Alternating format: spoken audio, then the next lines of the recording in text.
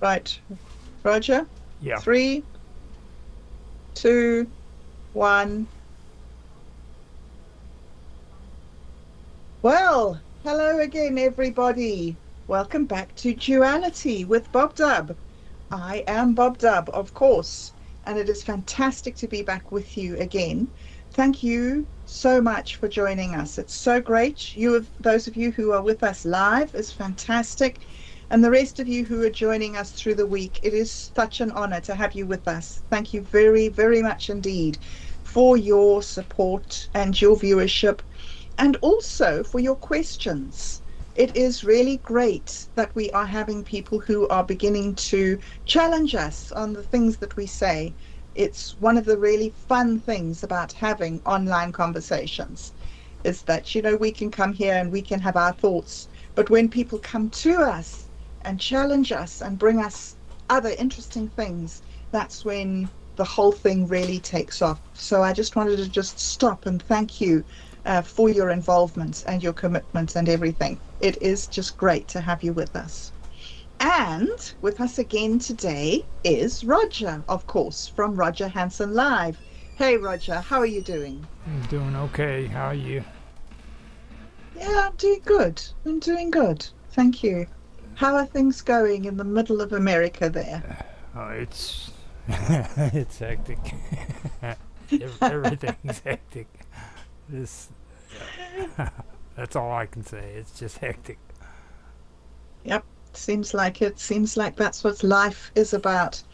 And we have another special guest today. Last week we had Rush of Waves, and today we are very honored to have Chris Dogood from Minds.com back with us again. He will be joining us shortly, and we will introduce him in good time. So just until then, yeah, keep it in mind. It will be Chris Dogood. We call him Do Better.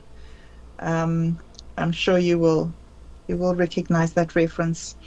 Okay, so today we are going to be talking about the duality of nature. If you do have any questions as we go along, do drop them in the comments and we will attempt to answer them as we go along. Otherwise, we will answer them next week. Oh, Reginald. Reginald has just decided to join me. And let me move him out the way before he steps on the speaker. Right. Okay. So, right. The duality of nature. All right. So, Roger, Yeah. we've been talking about a lot about how these forces that we see, these oppositional forces that we see, Hmm. are actually something that works together. They work together to create one thing.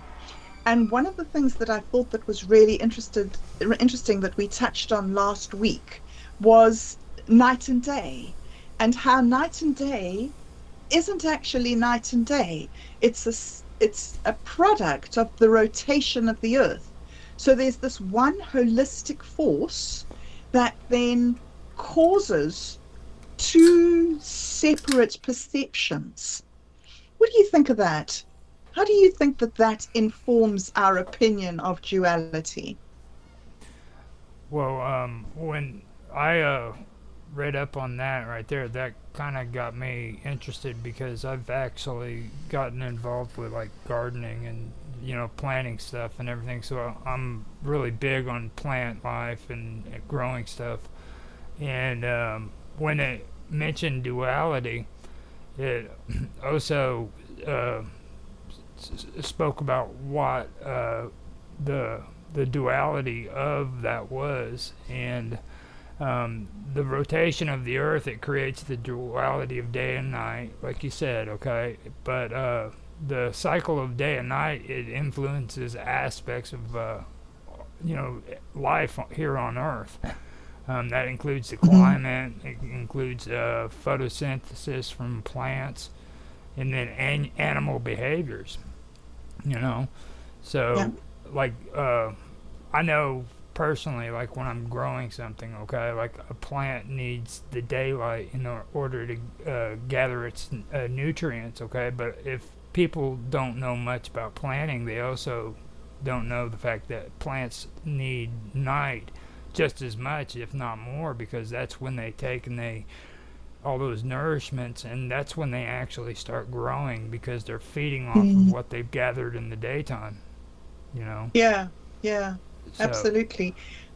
And I think that's fascinating about people as well. I read an article a while back that was talking about learning, and it was just an example of some kids who'd been exposed to a bicycle and they'd sort of been, given their first wobbly lesson on a bicycle, and then they'd gone to sleep, and then the next day they were measured again and their performance on the bicycle, their ability to balance it, had increased significantly after they'd slept for the night. So it seems that there's this real important thing that happens to us during this sort of, well, what you would call negative space, I suppose, sleep time, the time that we're not here, even though we are here. hmm I've Mm. I've even I don't know how scientific it is or anything, but I've even heard like in the morning times when you wake up, you have a natural clock, and if you set that natural clock inside of your body to watch the sun go up every day, it'll literally train your Mm. mind, you know, Yeah, and that's that's amazing. Yeah, I do that. The days that I don't tell myself to wake up at 6 o'clock are the days that I sleep till 7 or 8. The days that I say, okay, tomorrow morning, 6 o'clock, I'm doing this and this, then 6 o'clock, I wake up, just boom, no alarm clock, nothing. Just, yeah, it's just an automatic clock in your head. Oh, I think that stuff's pretty amazing. I was checking that out, amazing. and then like the behaviors of animals too. Like Yes. I know it's probably I don't know if it's inappropriate or not, but like they like with women, with Mm. their you know Monthly cycle. monthly cycles. Yeah, there you go. See, you would be the one that know the proper way of saying that. I knew the word, yes. But I've heard that the moon influenced that, so that 100%. that was something that really stuck out to me Mhm. on that when it comes to day and night too. Absolutely. 28-day cycle. And the other weird thing is that if you have a whole lot of women living together in the same, um, like a nunnery or some sort of commune, they all become in sync and their cycle all syncs up and they have it at the same time. Isn't it bizarre? Yeah, that is pretty bizarre. Yeah. So another thing that I think about with life and death, I mean, with night and day, is life and death. hmm We have this idea that life is when we're present and death is when we're gone. But if there is a correlation between night and day, which is the rotation of the earth, then it could be that there's some sort of correlation between life and death, and that we go into life and then into death and then into life and then into death. hmm Well, when you look at life and death, though, okay, like every living organism, everything on this planet, it's born, and then it lives, and then it dies. Okay, so Mm-hmm. these are inseparable. I mean, that's just basically the law. You know what I mean? That's the way it is. You're born, you live, you die. Mm-hmm. There's no shortcuts. Uh, there's no freaking way of getting out of it. You know what I mean? That's what you do. Mm, So mm, they're mm, inseparable. And that's just the way it is with it. And when I seen that, now that really blew my mind when I thought about it, because like that and there's no conflict there. You know what I mean? Like mm-hmm. there's really Yes, there's no conflict whatsoever in that situation. That's like 100% duality. yes, yes. And yet it's so so much harder for me to know that in my heart than it is to know that in my mind. Right. 'Cause, you know, my mom for the last couple of days, she hasn't been well at all. And it's just, you know, she's 86. She's going to die. It's not like you can take her to the doctor and she's going to get better. And so there's this thing in me that says, no, it's completely wrong that she should be dying. And then there's this other thing in me that says, this is completely natural. This is how it works. So it's so odd to me that so many of these holistic things are things that we perceive as two things, Well, I think but that they're goes one. back to what we were talking about before with the duality and the dualism. You know what I mean? Because Hmm. you've got that those two thoughts that are conflicting with one another. You know what I mean? That's like dualism right there. You know, like Yes. that would be like the whole mind over matter thing going on Yeah. inside of your Yeah. head. You know, like Yeah. for me, I know that the rational thought is, yeah, you know, it's natural, it's, you know, it's balance and harmony and all that good stuff, you Hmm. know. Yes. But Yes. in my heart, you know, I don't want to see any of my parents die or, you know, anything like that. Yeah. I don't want that. Yeah. So you got that Yeah. conflict that's going on inside of your mind. Mm. That's the way I Mm. see it. I mean, Yeah. And I think that's really why we're doing this program and this show, is because those sort of things are very hard to deal with on your own. It's very difficult to have a mind that's divided against itself. And it does make you doubt yourself and be afraid, I suppose. Do you know, I heard this amazingly interesting thing the other day, and I have no idea how true it is, but just an amazing thing. The the the command that occurs most often in the Bible is do not be afraid. mm-hmm, Isn't that interesting? That's the main thing that these religious scholars who put together all these stories, that's the main message that they've been trying to get out is mm-hmm, do not be afraid. It's like all these fearful things happen and all these like really difficult things. I mean, we live on this planet where we are basically the prey for every single predator that there is. And we have had to go to extraordinary lengths of grouping together into communities and building weapons and shelters and walls and everything to protect ourselves from predators of other species and of our own species who want to obliterate us. So, you know, our whole world is about surviving and beating death, and yet death is the thing that comes for us all. yeah.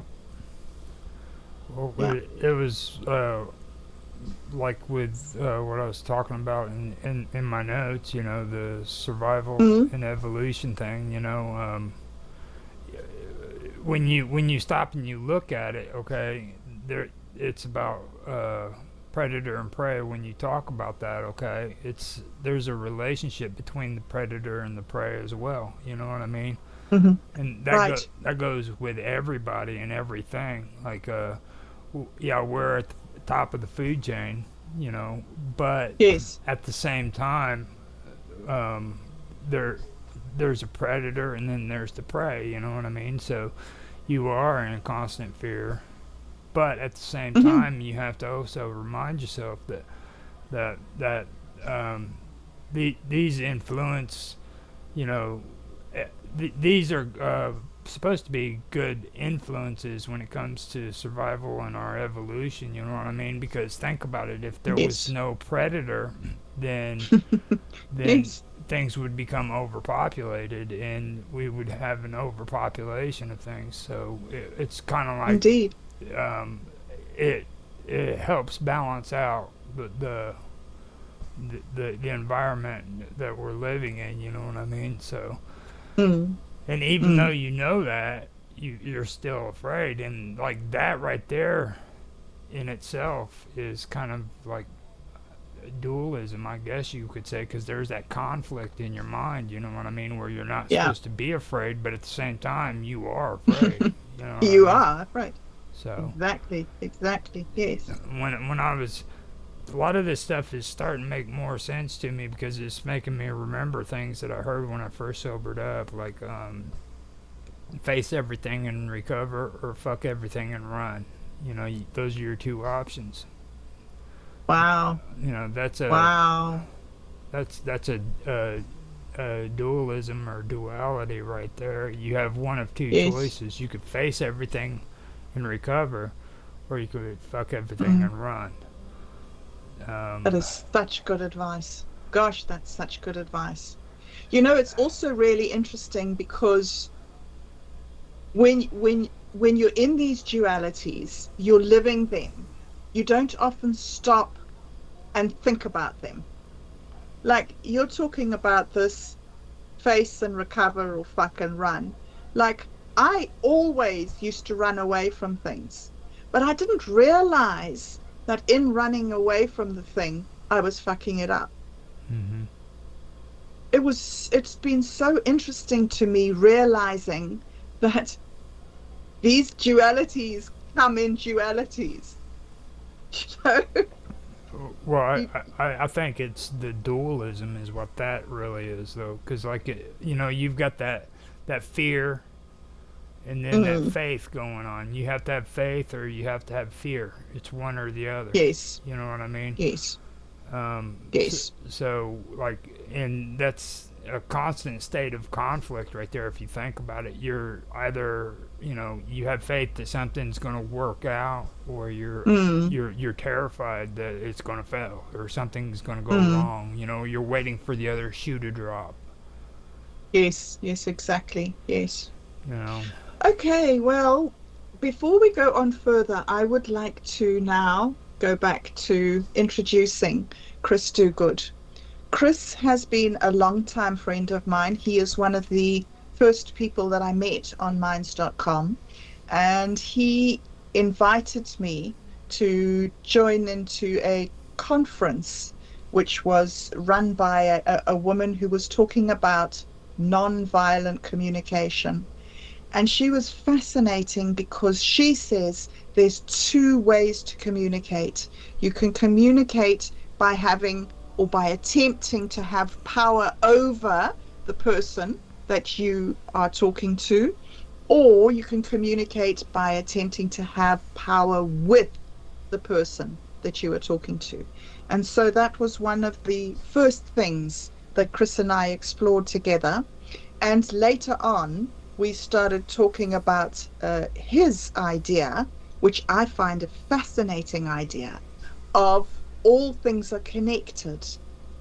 And a couple of weeks back, when Do Better was on our show, he was mentioning his ideas of this connectedness of all things.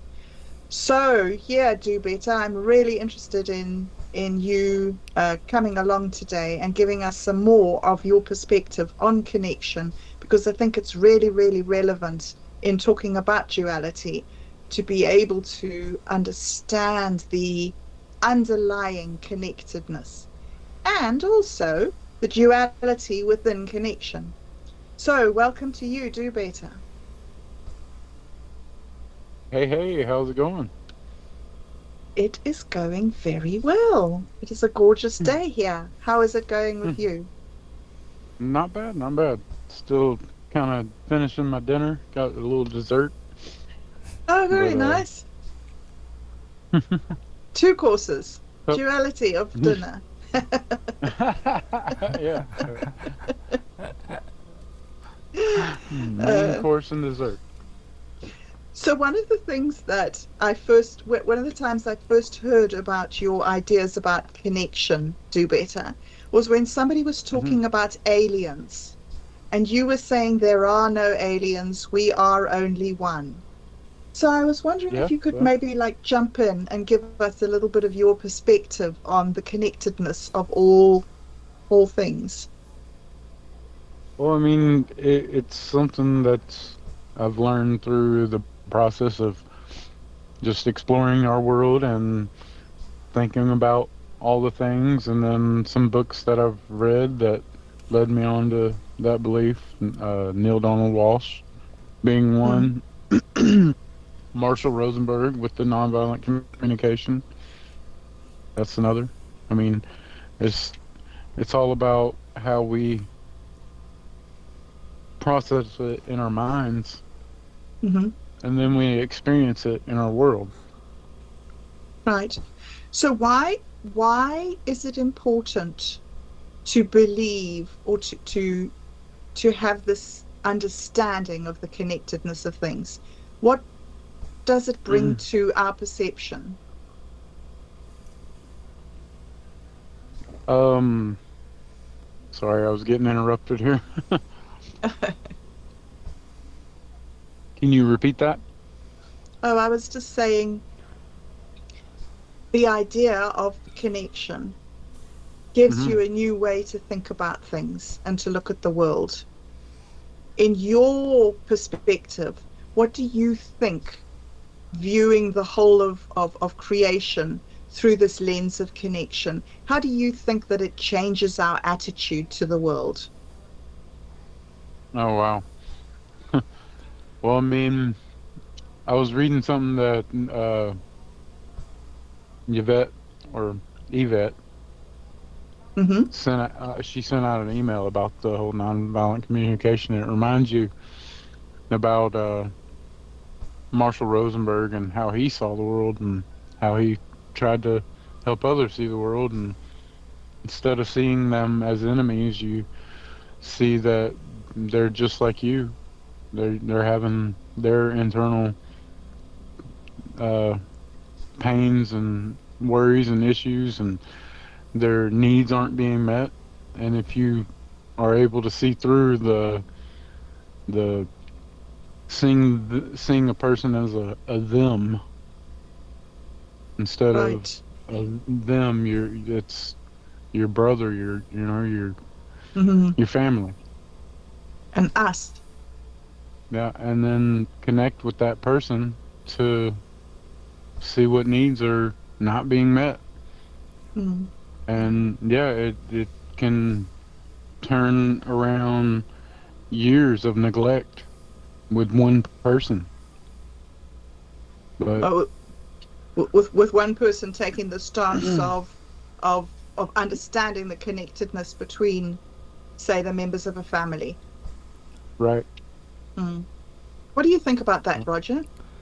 Well, right, what he's saying there too, I think the most important thing for people to understand too, like this isn't like a big subject either. Like it is about everybody being connected, but you have to deal with these kind of situations on a personal balance level. You know what I mean? So there's that duality going on right there.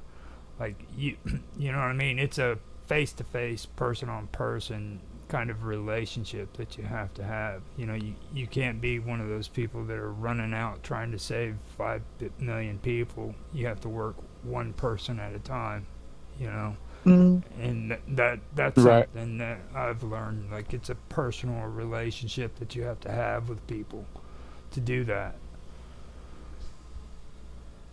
Well, it's also changing the whole dynamic Right, of the power right. situation. It's And both going on at the same time. and the more people that get to that level of understanding and can communicate from that aspect of connecting with each other, the sooner that we can turn this bullshit around. But Hmm. how do we get to that point faster is being that change. Hmm. And when you say this bullshit, you're talking about the division and the aggressiveness within society, are you? The indoctrination and power structure of power over and control, violence, all these, yeah, all Hmm. that we have kind of just allowed and kind of consented to unwillingly without our real not full knowledge of the ramifications of everything. We're like, this is the way things are. That's what we gotta do. And now that people are starting to look into it more and understand how we got here, it's poking a lot of holes in this society. Hmm. And it's time to kind of reassess where we want the direction of this whole thing to go. Because Hmm. obviously, whoever's leading the way now is not leading us where we say we want to go. It's very interesting to me how we are changing over from a mindset where we allow a certain group of people to dominate and control us to a mindset where we want all people to join together into vast networks to be able to contribute and regulate the society. I think that we're in an amazing melting pot in the time of history. How do you see it, Roger? I know that you're quite a buff on history and being able to see the big picture. Do you see us being at a sort of a turning point in history? Yeah, I do, but what I see is kind of the direction that um, do better is talking about right there. But I see it more in a scientific approach because like a lot of people don't really get into like scientific method, but I geek out on things a lot, you know. And there's one Hmm. part about science that I really love, and what it says is, it's I'm not like quoting it verbatim, okay? I'm just kind of giving you Yeah. a sense of what it's saying, but instead of trying to force an idea on people in their beliefs, what you do is you present them with the idea, okay? And when you present them with the idea, they're going to fight against it if it goes against their beliefs. But if that information that you provide to them is solid and they honestly freaking listen to you, then they're going to see how ridiculous their ideas are. And eventually they will come around on their own time, at their own time, on their own time limit. You know what I mean? It's not going to be forced upon them. And Hmm. that's what I see happening here because you've got these forces who have these principles that are in conflict. They're fighting against one another, and neither side wants to give. You know what I'm saying? And it's constant conflict, and that's what's going on there. Now, what you want is for them to freaking kind of these opposing forces to freaking kind of work together and try to come up with solutions and everything.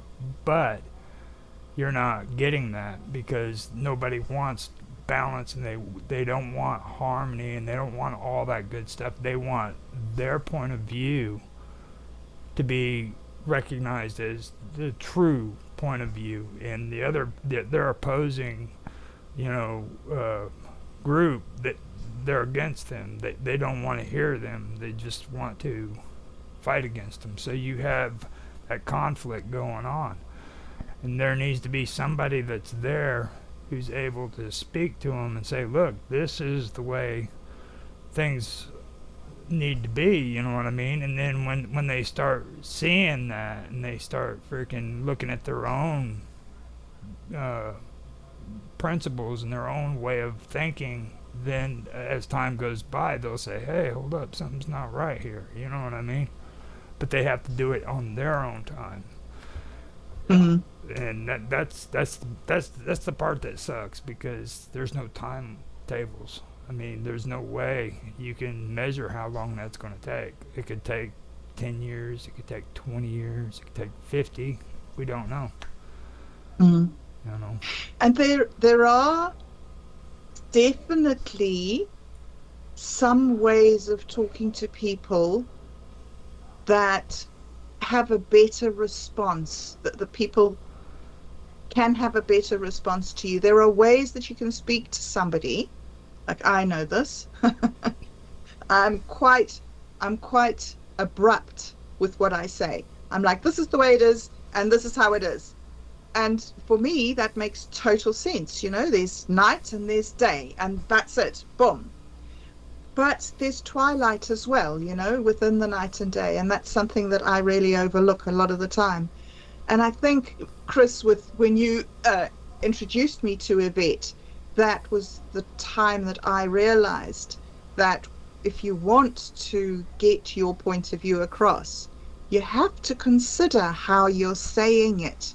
That some things are easier for people to respond to. I think you fell Yeah, asleep. definitely. It the uh the way you deliver your message is key to how it is received. So that's why I'm not as out and open with these type of conversations. I like doing it myself, having my own channel and everything as far as the video content. But because I want to become more polished with my communication so that I am not leaving anything up for interpretation. And Hmm. part of that is possibly creating a whole new language. And there's people that have pretty much started doing that, and they're laying the foundation.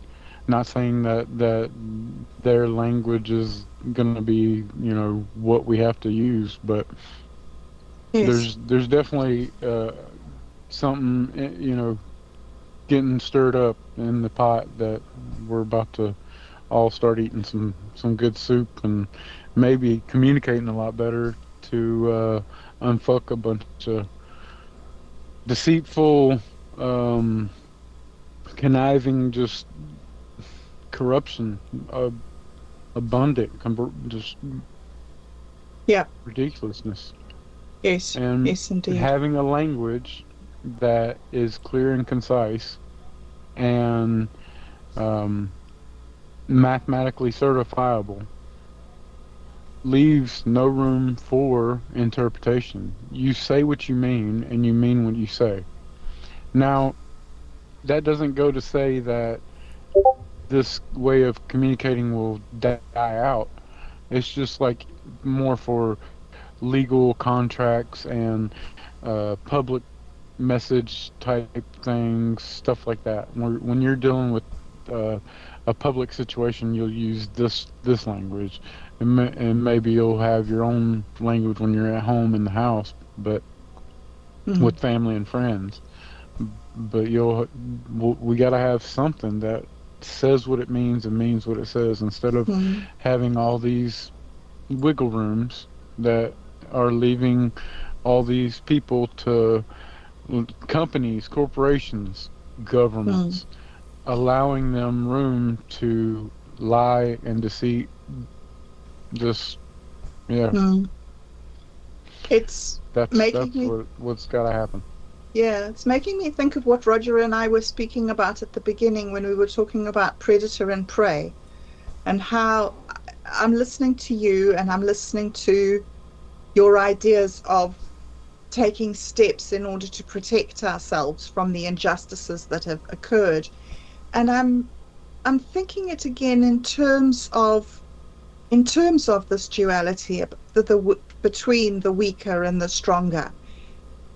Often it looks as if the weak people get a bad deal, but you look at it from Hmm. another point of view, and the weak people in some situations could be the strong people if they were empowered. Exactly, Hmm. exactly, Mm, and that is the case, because the power that the weak people right now have that they aren't realizing and utilizing eclipses all this power over structure.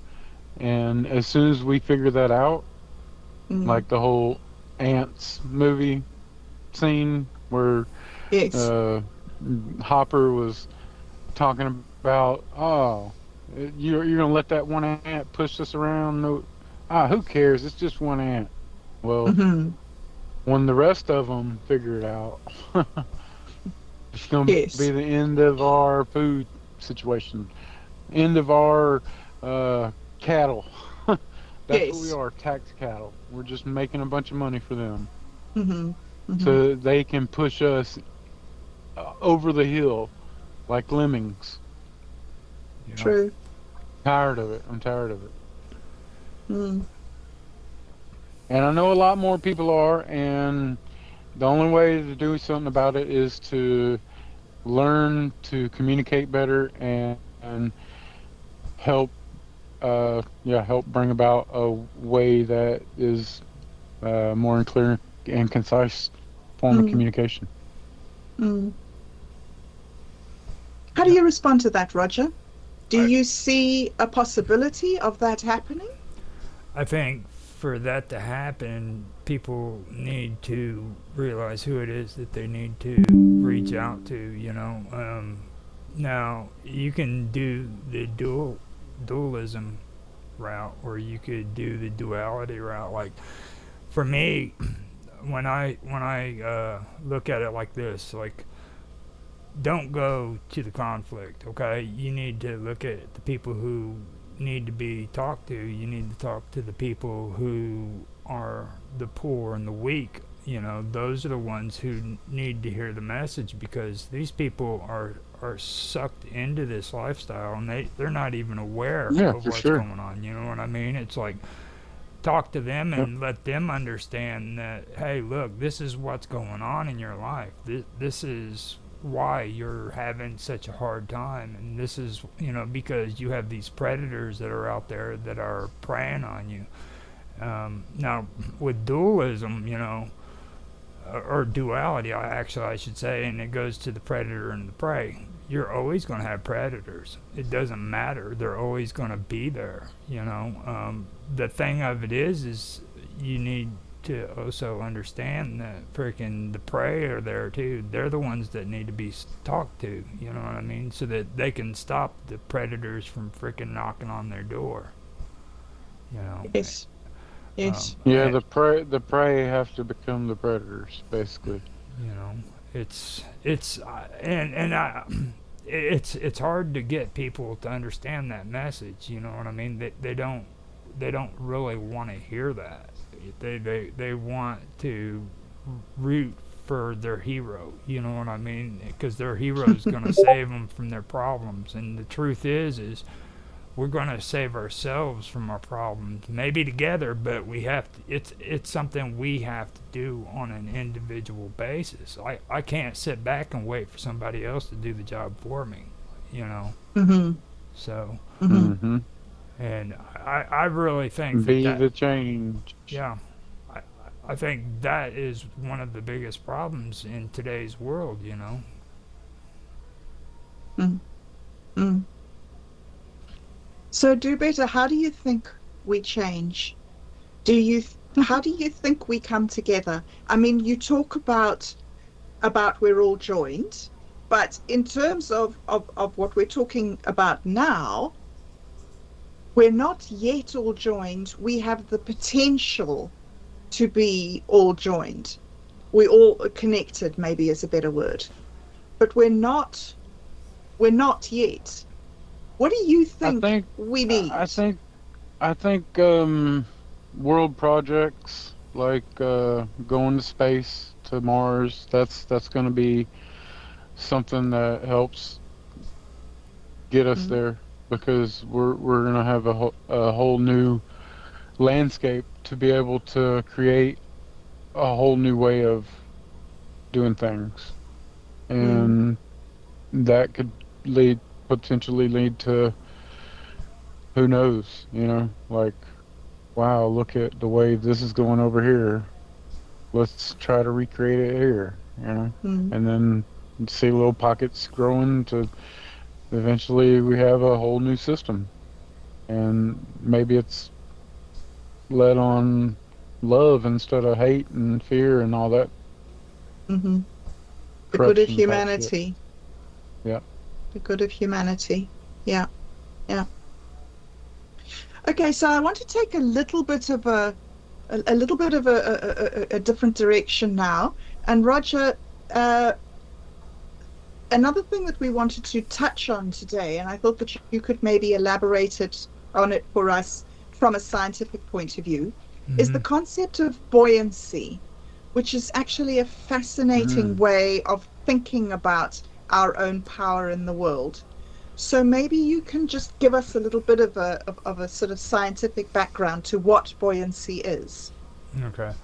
Well, do you mind if I kind of give a little background on why we're talking about this though? Because No, absolutely. okay, No. so last week Yeah. after we did the episode, we had me, you, and Russell Waves were having a conversation, which really we should have been recording it because it was even awesome that conversation was like, Yeah. and he started talking about bees, man, and like I was first he came in and he started talking about electricity, which was really cool. And then he started talking about bees, so I went on and I started doing some research because before we ended it, I said, "Well, I wonder what buoyancy, if it would have anything to do with duality." And I went on and did some research and found out it did. It was actually buoyancy when it comes to physics. Duality of buoyancy is the fundamental principle in physics.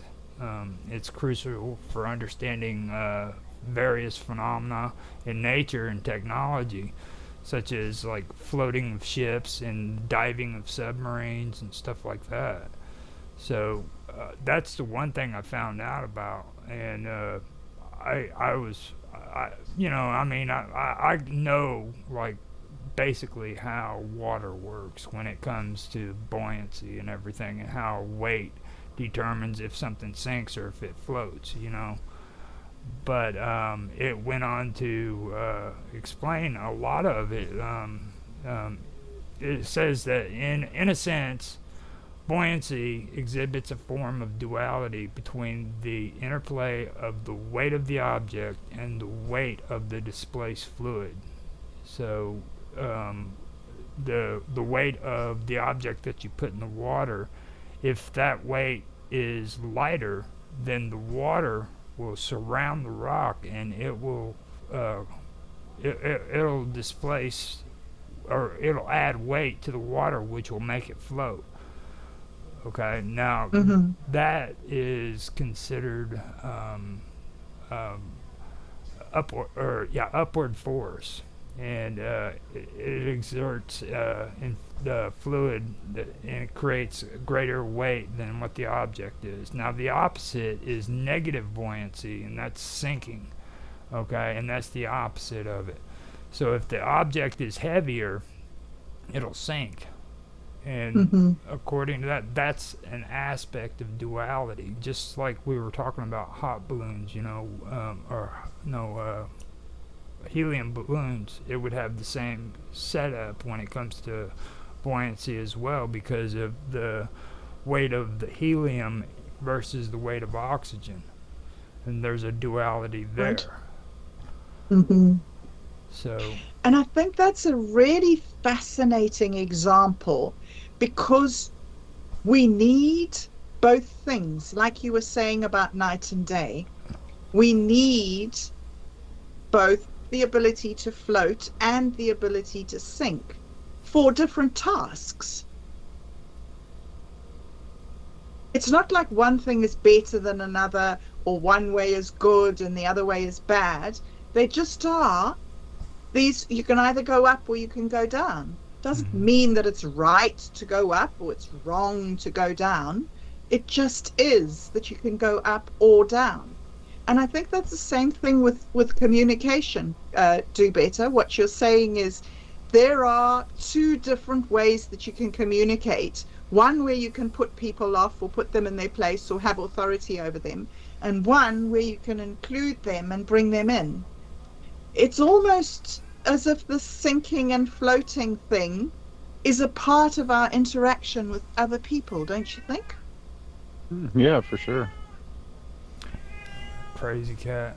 Right. Definitely different buoyancies on the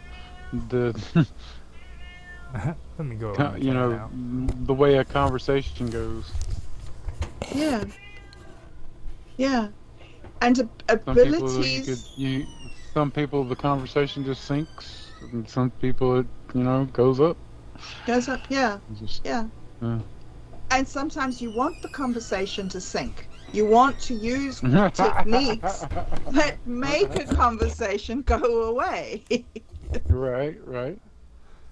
So I think that one of the things for me with this investigation into duality is learning our power in being able to manipulate these, what we're calling forces.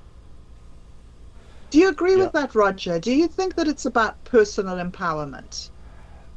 Um, when I was reading about buoyancy and everything, the one thing that really stuck out to me, I don't know if you guys know how to say this saying best, but it's the one where it was talking about being a reed in the wind. Do Oh, yes, you remember that? Have you ever heard that? yes, Okay. No. yes. No. I don't recall the saying, but I've heard it somewhere. Would you like to say it? Because I probably mess it up, Bob Dub. You say it, Roger, You want me to say it? because I do want you to say it. Okay. Yes. Now you can be one of two things. You can be like a a tree which is stiff and it stays in place. Okay, but when the wind Yes. gets strong enough and time goes by, that wind will eventually knock that tree down, make it fall. Yes. No, you can either be a tree that's standing strong in the wind and eventually fall, or you can be like a reed where when the wind hits it, it bends, It bends. Yes. you know. So I kind of think about it like that. I think that you need to learn how to freaking bend, and be able to freaking change according to the situation that's happening, because everything changes. There's always change. And Mm. I think what it really is we get so caught up in our way of thinking that we forget that there's other people. You know what I mean? Like when it we were talking about this before too, like about um, having free will. You know what I mean? Everybody thinks that they can have free will, but in reality, there isn't. When it comes to being around other people, you can't truly have free will because if you are around other people, you have to be able to freaking communicate with them, and you have to Yes. be able to not do and say everything that you want to do because those other people are going to want to do what they want to do, and they have to and what they say, so you're going to have to Yeah. compromise basically, and that's not free will. Compromise is not free will. Hmm. You know what I mean? Oh, really? No, How it's do you how do you interpret free will? I thought free will meant the freedom to make your own decision. well, okay, you go ahead and make a decision with somebody that you're in love with and they don't agree with your decision. But that's what free will is, isn't it? Free will is when you think that through and you realize that that person's not going to agree with you, so you decide to do something No, that's a that, compromise. yes, That's a that's your free will. That's your free will to compromise, isn't it? It's your choosing the attitude of compromising. free will is me wanting to do what I want to do when I want to do it. You see what I mean? I Really? want to go down and I want to get a cheeseburger. I don't care who freaking has a problem with it. That's Hmm. that's what I'm gonna do. You know what I mean? Hmm. Even though I got freaking high blood pressure, my doctor's telling me I shouldn't freaking eat cheeseburgers, and I got a wife that's freaking upset with me because I keep eating junk food that I shouldn't be eating. It's not Yes. me. I'm just using it as an example. You know what I mean? Yes, sure. Yes, But sure. that's free will. You see, Hmm. I'm exerting my will to do whatever I want to do. But you could exert your will to do what the other person wants to do. Right. You could freely do that. You could just choose to not put yourself first. Because you're taking the consideration of another person into you Yes. know what I'm saying? You're stepping out of yourself and you're allowing somebody else's feelings to freaking be more important than your own. Because Mm. what it comes down to is selfishness and selflessness. Those are Hmm. those are two things that oppose one another. You see what I mean? You can Mm. either do one or the other. You can't do both. You can't be selfish and selfless. Mm. So you have to make the choice. That's so interesting. I'm going to disagree with you. I think that you can selfishly decide to do things for the other person. Let me explain what I mean.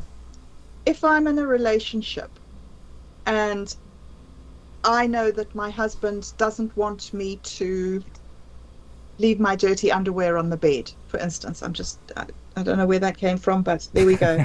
Um, Okay.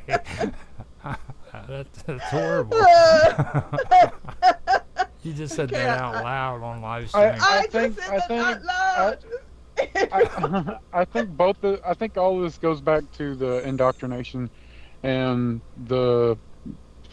the way that we communicate as far as our desires. So we've been indoctrinated to desire that big cheeseburger with the heart attack waiting to happen, Right. and it's just because the that mentality keeps us at a low level of vibration and all the things, whatever. But once we seek that higher level of being, we won't desire that heart Mhm. attack cheeseburger. Yeah. Yes, you So see, yeah. that's it. And the same thing, like if I want my husband to be happy with me, but I know that he's going to be unhappy with me if I put smelly socks on the bed, then if I choose to put smelly socks on the bed, then the consequence that I get will be my husband will be unhappy. So I could choose to do a different thing. Although I've so Exactly. blown this whole example by choosing something dumb. Cheeseburger would have been much better if I just stuck with cheeseburger. Off in the reeds with Bob Dub. Yeah. But really, it's mainly about the indoctrination and desire that keep us from a lot of Mm, harmonious and you know just better way of life. mm. Like just doing what somebody else has told you instead of thinking it out for yourself and coming to something that's a better decision. And it all Not goes it so all goes much that it would be more we would be thinking the right decisions because that would be our desire is to do what is the best for not only ourselves but for all of humanity. and that's what Hmm. he's talking about with remember how we were talking about the good mind? Right, Okay, right, and right. this is kind of what I was getting into earlier. This has to be on an individual situation. You know what I'm saying? Like Mm, these are decisions that you have to make for yourself on an individual basis. It's not about For sure, yes. everybody else. You know what I mean? You have to do it for yourself. And you have to make these decisions. You know, mm, so. mm. I mean, I agree with that 100%. Like, it's, Yeah. you know, and the thing about selfishness is like uh, you have to define what you believe selfish to be. You know, I mean, a lot of people believe that being selfish is like a human basic instinct, and being high-minded and having those that good mind is above the instinctual desires. You know what I mean? Right. Right. So The natural. you've got to kind of figure all that out in your head and come up with an understanding for yourself. What do you think Hmm. is basic instinctual desires, and what's higher thinking, Mm. what's higher emotions, what's higher, you know, what's the good mind? I Hmm. wouldn't even say basic desires. I would say indoctrinated desires because Mm-hmm. a lot of the things that we call normal are super abnormal. Mm-hmm. Like when I first took my first drink of alcohol, it was like, what in the fuck? I was th- I was freaked out. Like this is the good thing, and everybody like, yeah, it's good, go, yeah, drink Mm-hmm. it. And then eventually you acquire a taste for it. Hmm. And that's with a lot of different things that you see in society now. It's become an acquired taste, and we've just shrugged it off like it's normal and it's a basic instinct. No, it's not. It's an indoctrinated bullshit instinct that Yeah. is keeping us from getting to our true instinct, which is to love each other, to help each other. Hmm. It's taken away. It's taking Hmm. away more than what it's given. Like now, I've been joking around about it, and I've said it a lot of times, and people think it is funny, which it is, but it's also true. But like the first signs of civilization when it actually happened was also the same time that beer was invented. Okay, so that's something you need to look at. Okay, people invented beer, and then there was civilization. Oh boy. Okay, now I mean that's messed up. It really is, but it is true. If you look at the history and you find out they started at the same time. Do you know, when I was Yep. traveling around New Zealand, after a while, I started realizing that the very first building you see when you drive into any town is the liquor store. It's right there. Mm-hmm. So yeah, I that's it's still happening. Any town, I'm sure they put up the liquor store. Come to our Yeah. town, guy. We have booze. Yeah, I don't know. Hmm. Here So in the odd. United States, a gallon of milk is more expensive than gas, but you know what? Beer is still cheaper than both. Wow. Priorities, hey? Priorities. Mm-hmm. It's It's amazing. That's amazing. crazy. It Crazy to is, think about. Wow. it is crazy to think about. Wow, so many of these things that we are thinking about are actually really crazy to think about. That the two shall be one and the one are two, and yeah. So unfortunately, we have come to the end of our time again for today. But to end off, maybe Do Better and Roger, you can just give us a final thoughts. Start with you, Do Better. End thought for today. End thought for today. Yeah. Try to love each other and communicate better. It's gonna lead to more harmonious living, and that's what I'm looking forward to. How cool. Thank you. And Roger? Well, the best I can say about all of this stuff is, it's always good to be like Do Better's first conversation with you that you mentioned with the woman, because instead of trying to be in control and be the boss, try to cooperate with one another and come up with a solution together, because that's really the easiest way of doing it. All these opposing Mhm. forces are just causing friction and chaos, and it's not going anywhere. It's just escalating. So, you know, there's always a better way of doing something if you work together instead of fighting against one another. And bees are cool too, by the way. I just wanted to say that. Bees. Yeah, bees are cool. Bees are cool. Bees are cool. And we will probably be talking about bees in depth on an upcoming show because Rush has said that he would come back. We are also very honored to be going to be joined shortly by Mark Edworthy, who is, well, you'll have, if you follow Roger, you will know that he is an expert on a great many things and also very involved in minds.com. So we have some really interesting discussions that are going to be coming up in the future. So thank you very much for being with us again today. Thank you for all of you who tune in and who take in what we say. It's really great. As I said at the beginning, we're really, really honored to have you with us. And final message for today is love each other. Until next week. See you then. Bye-bye.